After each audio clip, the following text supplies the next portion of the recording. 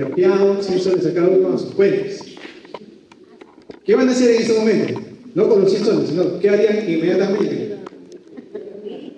Me imagino que inmediatamente, porque estamos acostumbrados a que nos engañen, ¿no es cierto? Ahora va con el yape, alguien compra en la tienda, le muestra la pantalla del yape y resulta que es falso, ¿no? Es una pantalla falsa. Entonces, si a mí me hacen un yape, lo que yo voy a hacer es verificar que esté en mi cuenta. Y hoy vamos a hacer algo así. Vamos a verificar dónde está sustentada nuestra fe. Antiguamente, en la época del oeste, cuando se iba a recoger oro, y en la antigüedad, cuando se daban monedas de oro, lo que pasaba con las personas que recibían el oro o las monedas de oro, deben recordar lo que sean de mi generación o por ahí, que en las películas salía alguien, le daban una moneda y automáticamente, ¿qué hacía? La metía a la boca y la mordía. ¿Por qué la mordía? Porque el oro es maleable. Si fuera fierro sería muy duro. El oro es maleable, lo muerde y se asienta un poquito. Y eso es comprobar una verdad. Es oro. Como ustedes no compran porque no es verdad, que les haya yapeado. Pero cuando uno yapea y el otro recibe, el otro comprueba que ha recibido este pago. Y hoy día nosotros vamos a ir a 1 Juan, capítulo 4, del 1 al 6, y vamos a ver cómo Juan le escribe a la iglesia en esa parte y le empieza a decir, tú tienes que probar tu fe. Tú tienes que comprobar aquellos que te van a traer un mensaje, una doctrina, una enseñanza.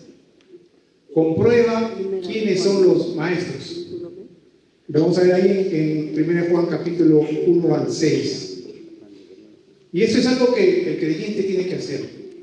Si ahora todos nosotros hacemos esto de forma automática, cuando hacemos un acto de comercio, comprobamos que estamos recibiendo algo que es bueno, que es de calidad, que es lo que debemos recibir. El creyente también tiene que hacer esto, tiene que comprobar que aquello que está recibiendo es verdadero. Porque estamos en la época que no solamente se falsean yapes, no solamente se falsean monedas o billetes, sino que se falsean doctrinas de fe, enseñanzas falsas que están entrando y llegan a la iglesia. Entonces vamos a orar para que Dios nos guíe en medio de este tiempo del estudio de su palabra. Amado Señor, te damos gracias por este día. Prepara nuestras mentes y corazones, Señor, para que tu palabra nos hable. Anhelamos que seas tú el que nos enseñes, el que nos guíes, el que nos muestre cómo estar atentos, cómo vivir nuestras vidas de hijos tuyos, Señor. Obra tú en medio de esta predicación de tu palabra, que esto nos transforme una vez más, nos muestre, nos recuerda, Señor, aquello que tú quieres para nosotros y cómo debemos estar en la iglesia, Señor. Oro por aquellos que nos visitan también para que tu palabra los impacte, que se haga pensar, Señor, en realidades que a veces uno no toma en cuenta en su vida diaria. Oro en el nombre de Cristo Jesús. Amén. Muy bien, 1 Juan capítulo 4, del 1 al 6, vamos a empezar con el primer verso y vamos a ir avanzando. Dice 4.1: Amados, no creáis a todo espíritu, sino probad los espíritus que son de Dios, porque muchos falsos profetas han salido por el mundo. El término que se traduce acá, probad, es un mandato.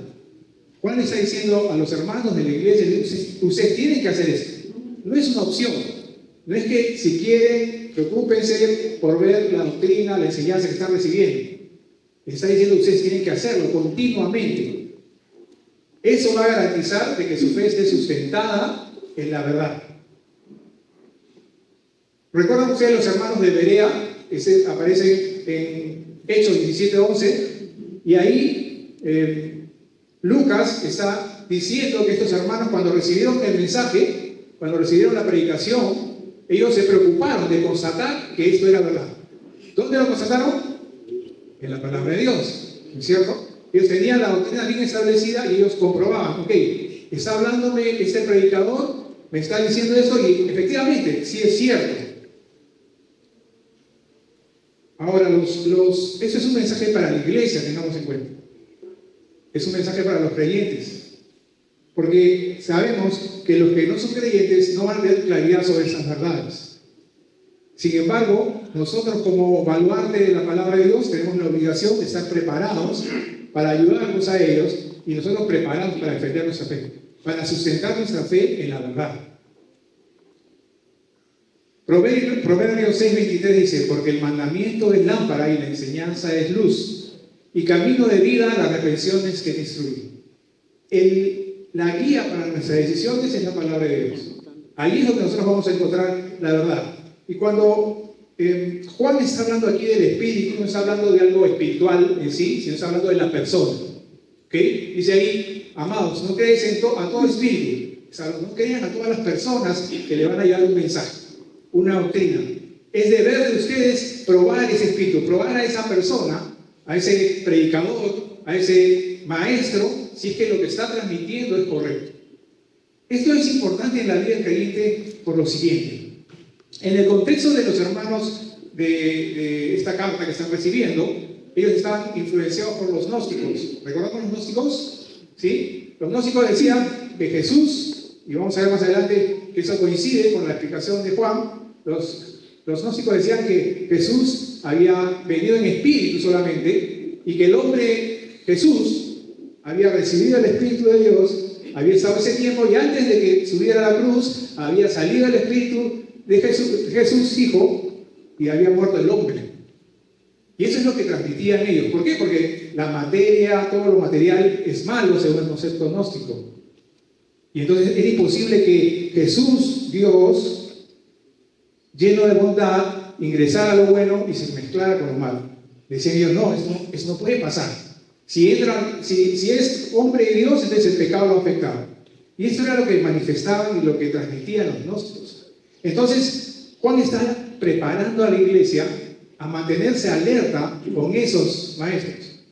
Esos maestros son los que estaban dando malas enseñanzas.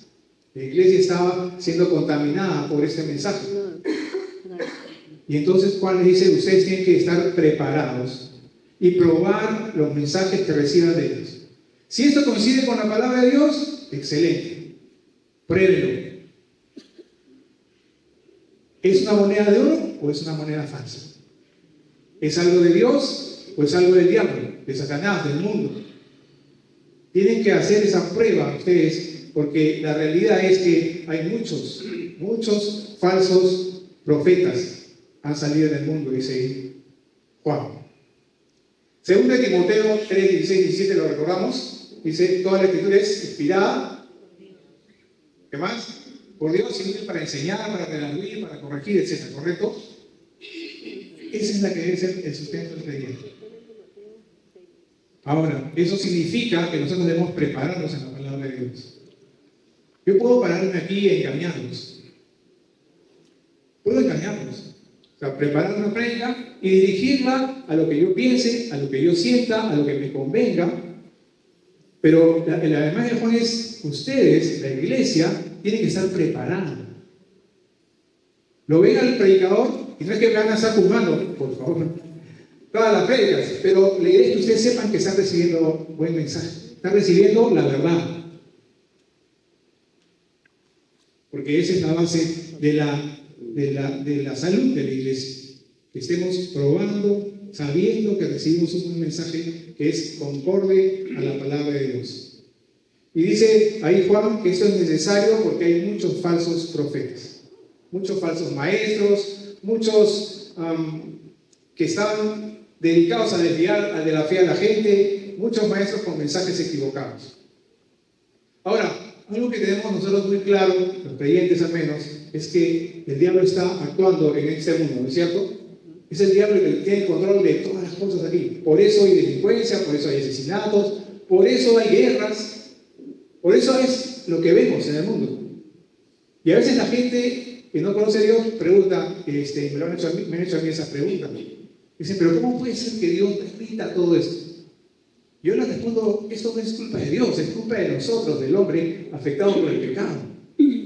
¿Por qué hay delincuentes? Por el pecado.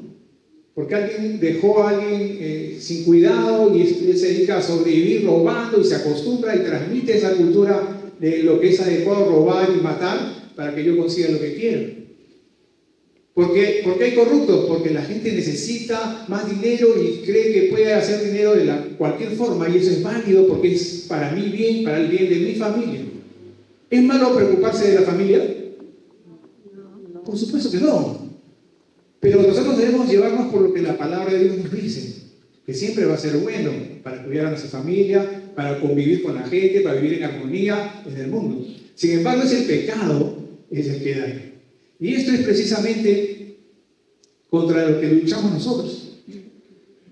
Pero ahora, retomando, el mundo de afuera está afectado. Hay guerras, hay violaciones, hay delincuencia, hay muchas situaciones terribles que marcan netamente al diablo manejando eso, manejando las situaciones y a las personas que no conocen a Dios.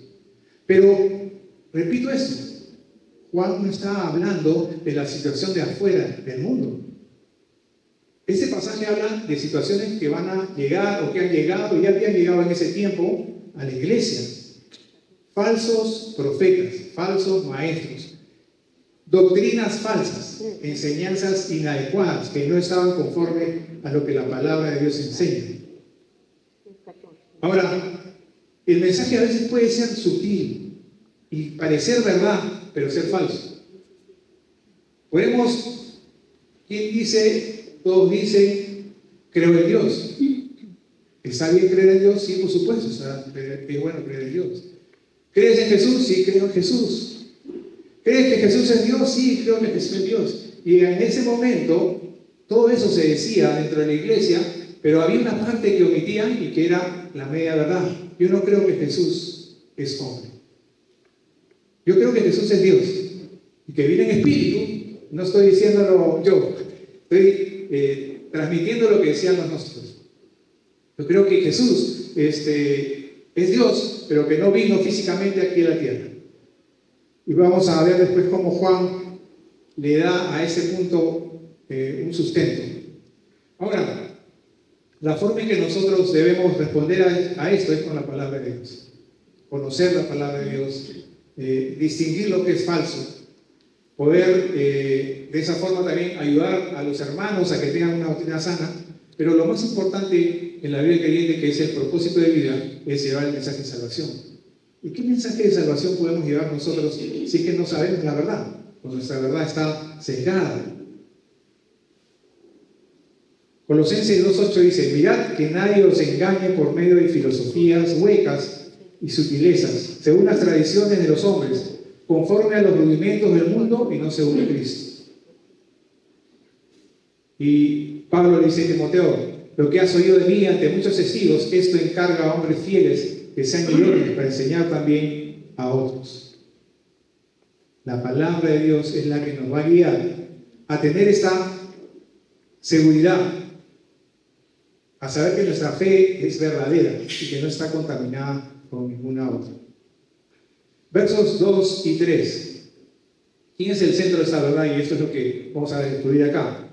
En esto conoced el Espíritu de Dios. Todo espíritu que confiesa que Jesucristo ha venido en carne es de Dios. Y todo espíritu que no confiesa que Jesucristo ha venido en carne no es de Dios. Y este es el espíritu del anticristo, el cual vosotros habéis oído que viene y que ahora ya está en el mundo. Hoy es cada vez más correcto, o políticamente correcto, decir que todas las religiones adoran al mismo Dios. ¿Se han topado con personas que dicen esto?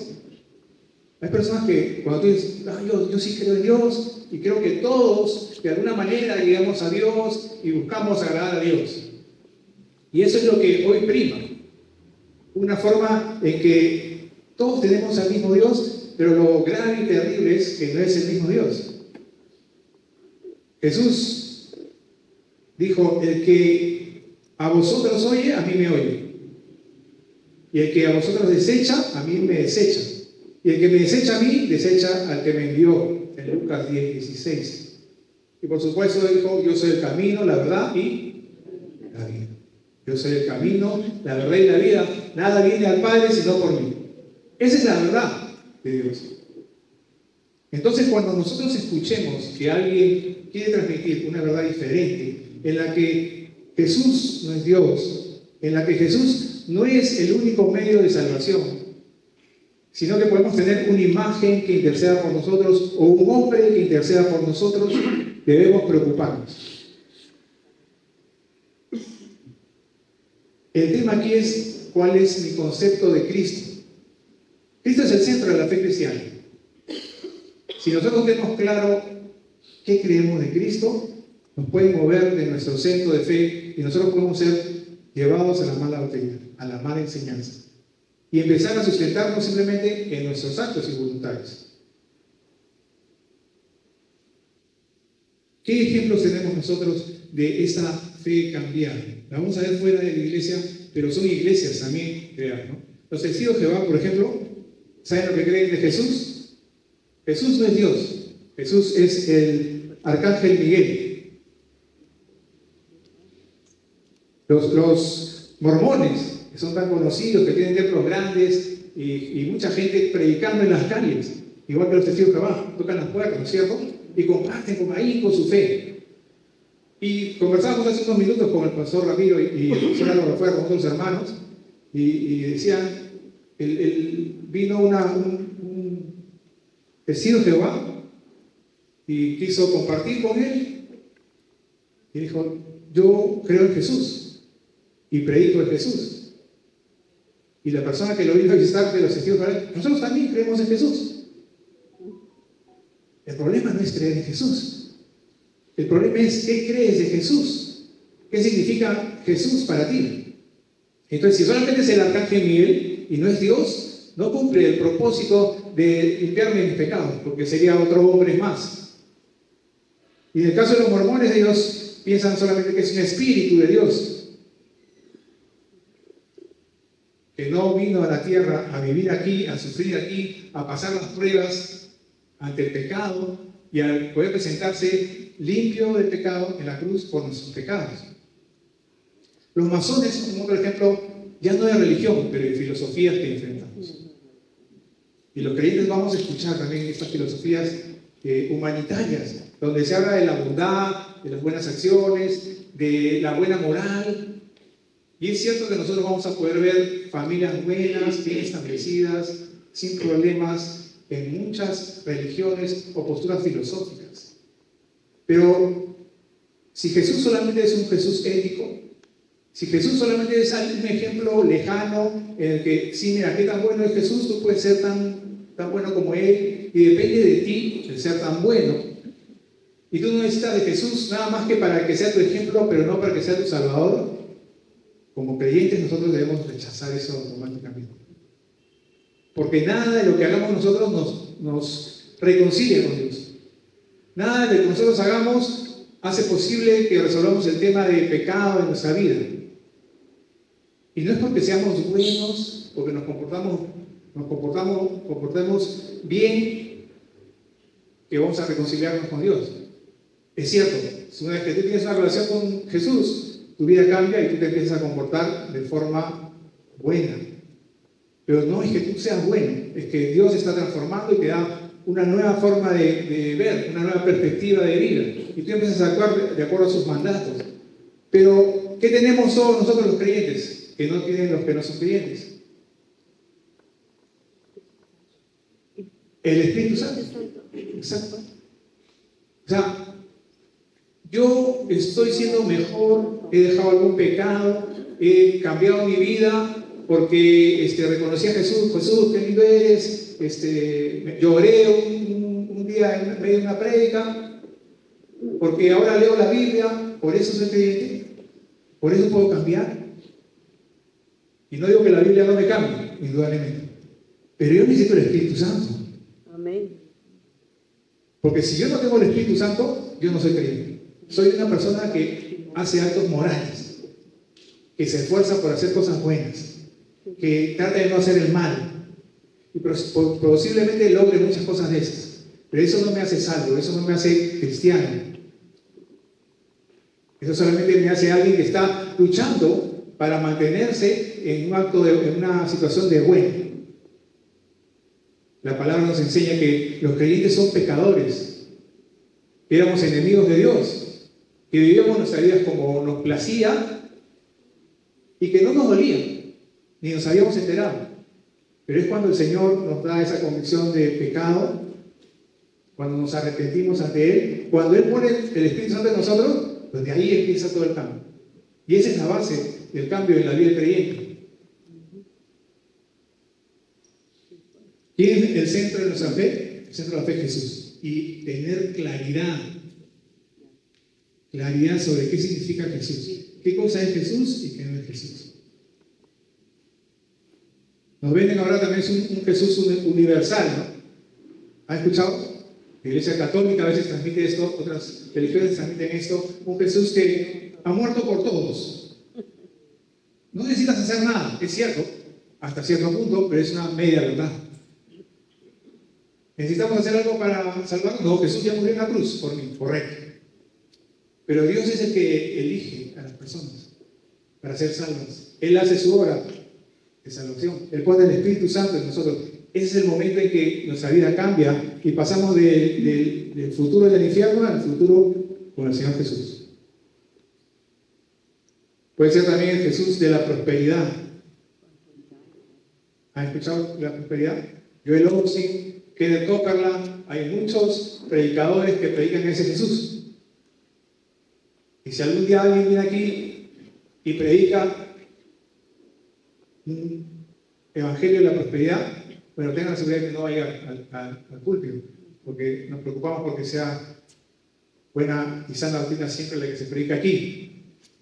Pero lo podemos ver en la televisión. Y es lo que vende. Y estoy seguro que ustedes han visto prédicas de estos hombres. Joel Osteen.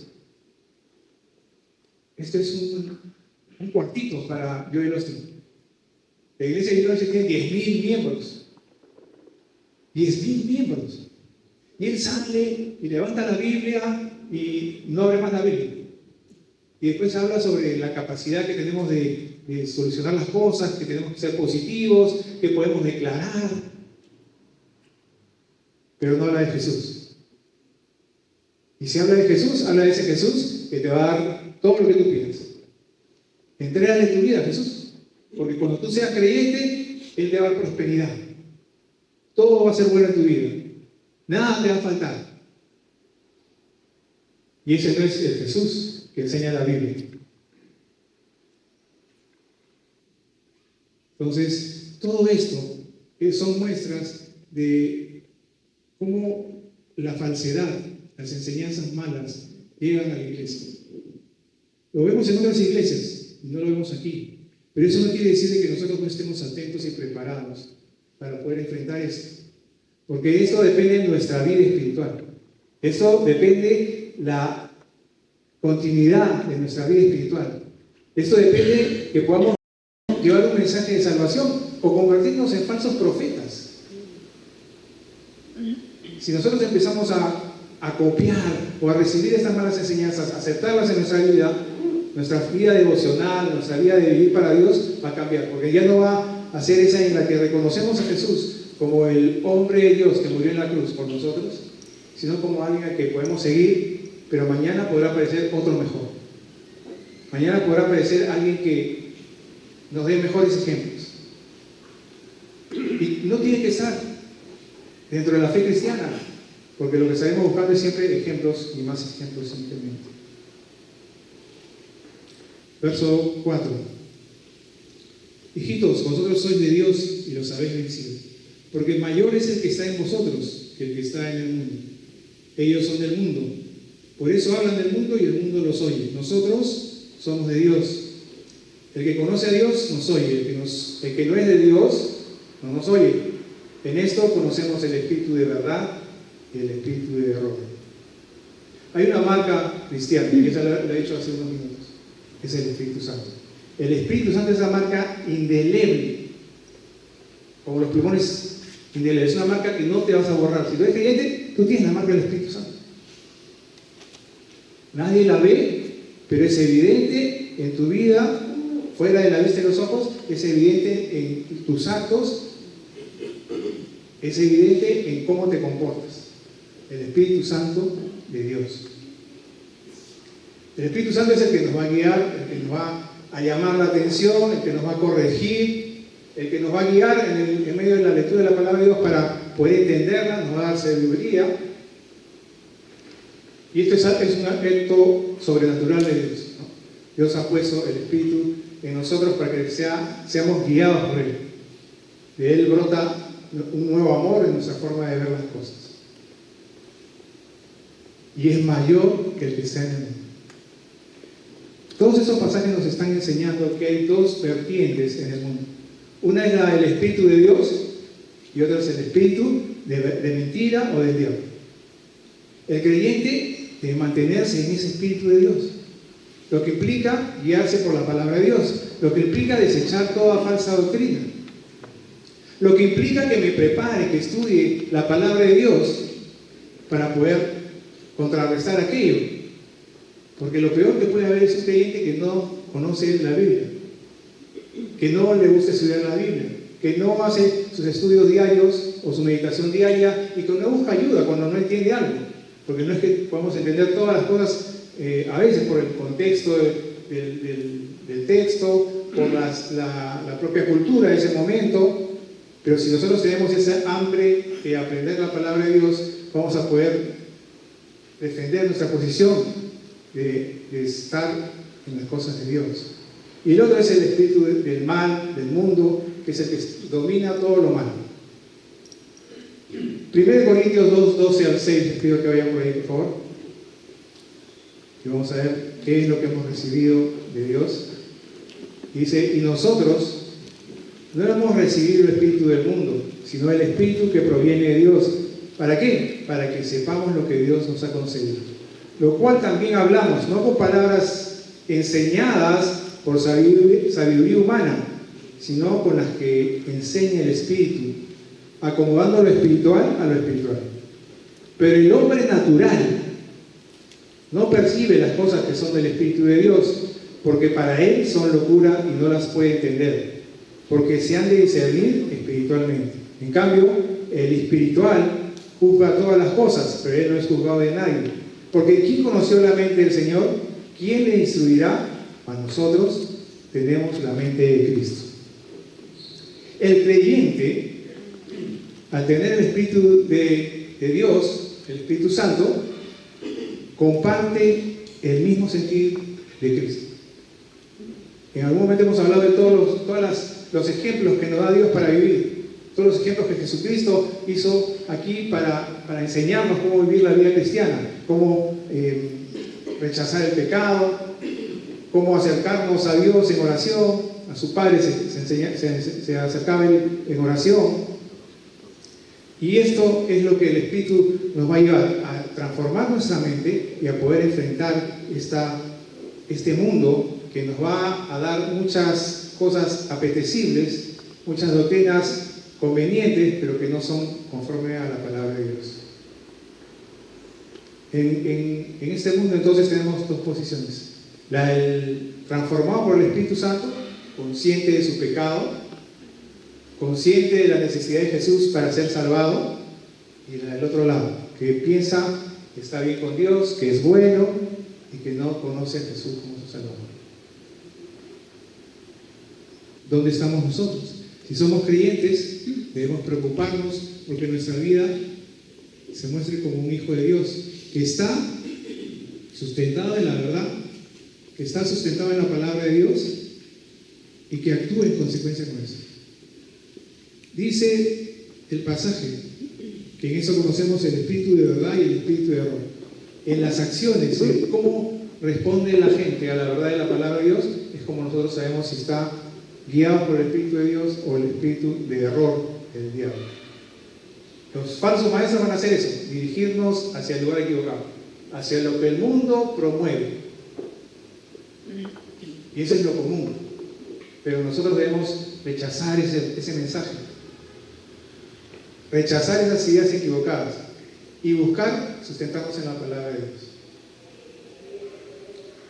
Cuando Juan dice aquí nosotros, se está refiriendo a ellos, los apóstoles, y dice: nosotros somos de Dios y el que conoce de Dios no soy. La idea es, los apóstoles habían conocido a Jesús, habían vivido con Él, habían recibido las enseñanzas de Él, se habían mantenido con Él, y en ese momento, quien rechazara ese mensaje, que es el mensaje de la palabra de Dios, era aquel que no conocía a Dios, por lo tanto no tenía el Espíritu Santo, por lo tanto no podía discernir la verdad de la mentira. Pero si alguien verdaderamente es creyente y es guiado por el Espíritu Santo, él va a poder aferrarse en la palabra de Dios, buscar en la palabra de Dios y pasar esas enseñanzas destructivas, dejarlas pasar y destruirlas. Hechos 2:42. Y perseveraban en la doctrina de los apóstoles, en la comunión unos con otros, en el partimiento del pan y en las oraciones. Este pasaje siempre lo comentamos o lo mencionamos en el inicio de la iglesia, ¿correcto? Y en el inicio de la iglesia vemos precisamente la doctrina de los apóstoles, la sana enseñanza, la sana doctrina.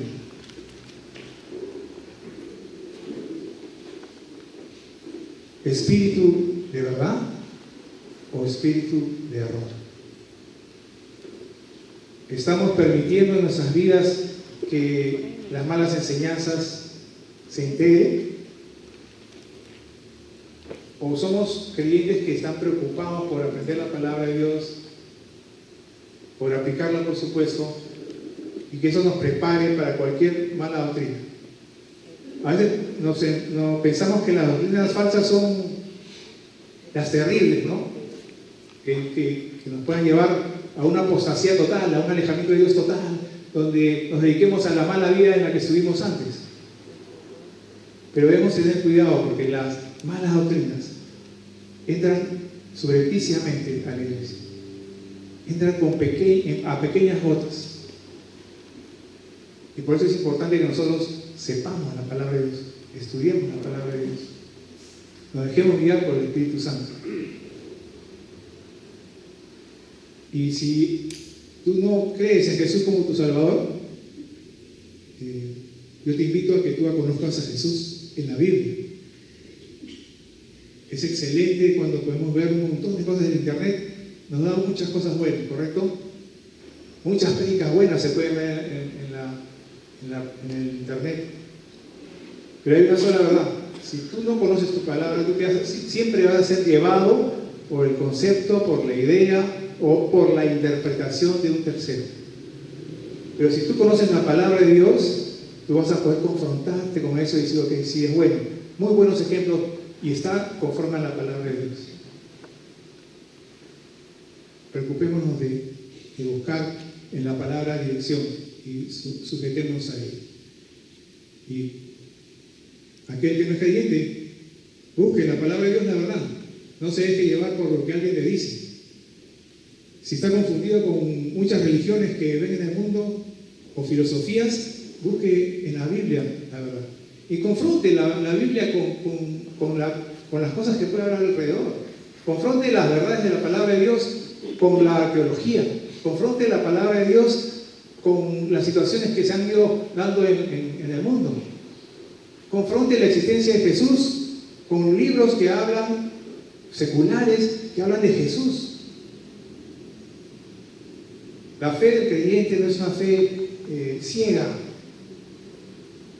Es una fe que está instaurada por Dios, sí, por supuesto, pero que nosotros estamos sustentados en hechos reales. Un hombre, hace mucho tiempo, inició un estudio de la Biblia con el único propósito de destruir la fe de su esposa. Porque él decía, esto es mentira. La Biblia es falsa.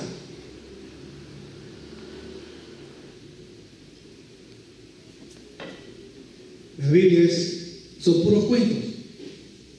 Y entonces este hombre, un periodista reputado en investigación, dedicó no sé cuántos años a desacreditar la Biblia. Su propósito final era tener un libro donde él exponía las mentiras de la Biblia, las inexactitudes de la Biblia, las incongruencias de la Biblia, y poder presentarle a su esposa, mira, esto es la verdad. Tu Biblia no es verdad por eso, por eso. Pasados esos años, ese hombre hizo un libro que ratificaba la verdad de la Biblia. Un investigador ateo estudió la Biblia y se convenció objetivamente,